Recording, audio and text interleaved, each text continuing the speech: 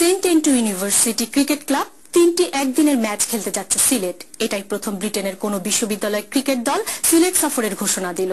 গতকাল ডান্ডিতে অনুষ্ঠিত দলের বার্ষিক সাধারণ সভায় এ তথ্য জানানো হয়।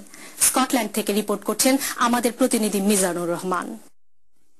সিটি অব ডিসকভারি হিসেবে খ্যাত ডান্ডি শহরের দিলসে বাংলাদেশি রেস্টুরেন্টে গত মঙ্গলবার রাতে অনুষ্ঠিত হয়ে গেল সেন্ট অ্যান্ড্রুস ইউনিভার্সিটি ক্রিকেট দলের বার্ষিক সাধারণ সভা বা এজিএম। বিশ্ববিদ্যালয়ের ক্রিকেট অনুরাগী শিক্ষক ও ছাত্রছাত্রীদের অংশগ্রহণে এজিএম উপলক্ষে অনুষ্ঠিত সভায় সভাপতিত্ব করেন ক্রিকেট দলের chairman Abdur Rauf JP.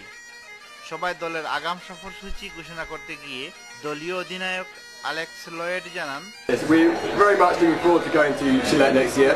We hear it's a wonderful venue, and I really hope that it lives up to its expectations. I'm sure it will do. The people in Gillette in Britain are, really influential.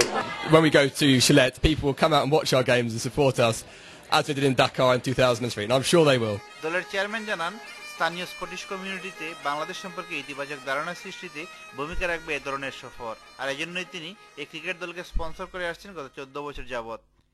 Saint Andrews cricket ক্লাবের সঙ্গে I have been involved for the last 14 years. যদি আমরা আমাদের cricket টিমকে নিয়ে যাই, যে সমস্ত লোকাল টিম যারা আছে জীবনও বিদেশিদের সঙ্গে খেলার কোনো সুযোগ নাই বা সুযোগ নাও আসতে পারে, তারা আমার এই প্লেয়ারদের সঙ্গে খেলবে।